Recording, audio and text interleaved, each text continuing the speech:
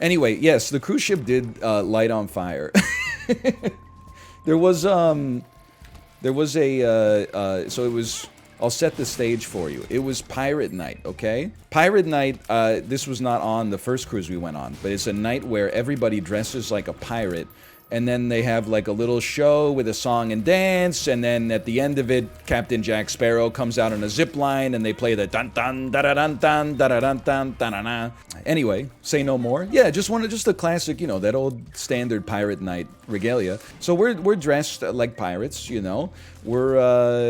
We're hanging out on the deck. I'm holding my baby on my shoulder. There's kids everywhere. Everyone's dressed like a pirate.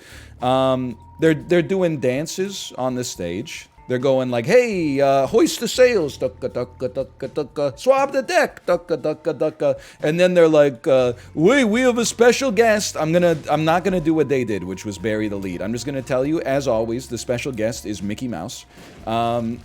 Mickey Mouse comes out in pirate regalia. He has several friends with him, including Chip and Dale, Goofy, etc., etc. They go out on the stage, and they're doing their dance, and they're playing the little, the stuff they gotta play to get people excited, and so on and so forth.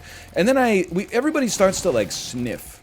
We're going, and we're smelling something that, like, isn't quite right, But we just assume, like, you smell lots of funny stuff on a cruise ship. Most of it is just the other patrons that happen to be there. But, we just start to be like, this is like, because they do fireworks, so we're like, oh, maybe that's like the smell of the fireworks getting revved up or whatever. And then there's like maybe like a 12-year-old girl with her friend was next to me, and she pointed up at the steam stack, the exhaust manifold of the cruise ship, and she said, hey, look, there's a fire. And I kind of looked, I had like my baby on my shoulder, my toddler on my shoulder. I kind of looked and I was like, oh yeah, look at that, that is a fire. I just assumed it was like, part of the show. Like, it's Pirate Night. Let's get the torches or something like that. I don't know. Like there's fire in the Pirates of the Caribbean movies. And then it just kept going, like, kept getting like stronger and stronger. And then when shit got crazy, when I knew this shit was real, nobody talked to us at all. But I saw Disney cruise staff like rush the stage and be like, get Mickey off the stage, get Mickey, hey guys, come this way. And they like got all the Disney characters and like rushed them into like a back tunnel. Meanwhile, there's like 1,000 people on the deck just sitting there staring at the fire. I was like, they will let us die in a heartbeat. As soon as they say like Mickey Mouse gets the Secret Service treatment, like that's when I don't want to say like that I had the appropriate response, because maybe I overreacted. But like as soon as they rushed Mickey Mouse off the stage, I got a bad feeling about it. I was like, something's not right. So I don't want to say that it was like a force majeure situation, but I had my baby on my shoulder and I was like, I don't want to be close to the fire. So we like moved away from the fire. And then they made an announcement. They're like, just so you know, there's a fire. But people were like, I feel like I kind of, pardon me, I feel like I kind of like lost a little faith in humanity. Because I was only concerned with like, I didn't think we were going to die. But there was definitely like 10 minutes where I was like, we're going to have to get on the lifeboats. So I was starting to move towards, like our muster station. I didn't think that if they had any option, I don't think the Disney Corporation would allow us to die because it would be terrible for their stock price. I think they would rather have me die than Mickey Mouse for sure. But as long as Mickey's safe, I think like everybody else on the ship, you're in good hands. They go through like safety drills. Not to say something couldn't happen, but if they can save you, they're gonna save you, right? I was starting to move towards my muster station, and everybody else around me, they were just going like, oh man, I wonder when Pirate Night's gonna restart. And I'm like, you idiots are still concerned about Pirate Night? They're gonna shoot off like 8 fireworks and be like, pew! And you're just gonna like clap like a damn fool. Everybody's so concerned. I got my pirate outfit on. Yeah, you could fucking like die in your pirate outfit.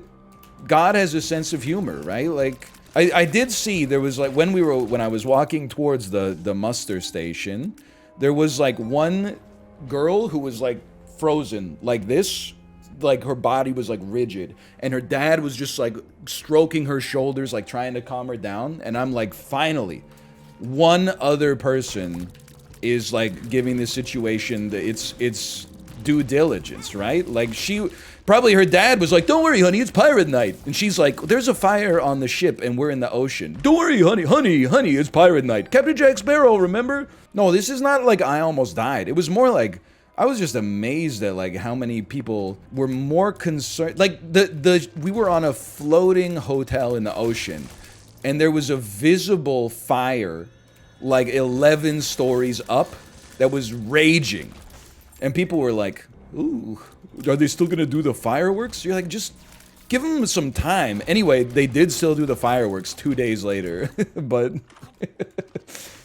they did not, and people were a little upset. They did not do the rest of Pirate Night. They're like, we have to cancel Pirate Night.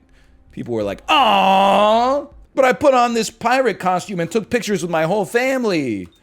What a waste. I didn't even get to see someone dressed up as Captain Jack Sparrow. Anyway, we didn't die, but there was a fire. There was like a news story about it too. But it wasn't on like normal news websites. It was because I searched it when I came back. It was on like Cruise News Weekly. It wasn't on like, you know, CNN.com. Although I did see when I was Googling to see if it made the news at all, I did see a story about a guy on a different cruise ship last week. Apparently he got reprimanded continuously for vaping in places he wasn't supposed to vape in. And he was very heavily intoxicated. He went overboard and wasn't reported being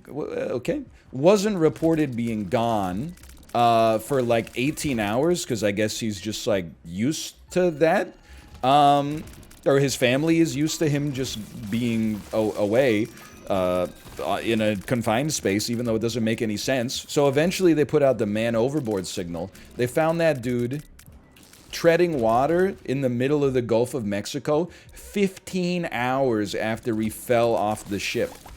Dude was hammered and he treaded water for 15 hours to stay alive.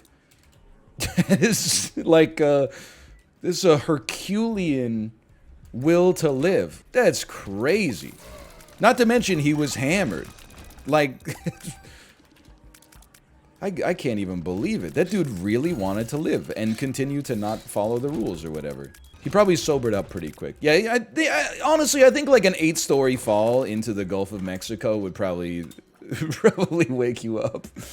But can you imagine, like, there was probably like 10 minutes where he was like really scared, and then like 15 minutes where he was like, dude, this is gonna be such a funny story, and then like 13 and a half hours where he was like, this fucking sucks, dude, I'm gonna die. I bet for like half an hour though, he was like, this is gonna be a great story. And it is. I don't know about for him though. So anyway, that was mostly, like, I just had a relaxing time, honestly.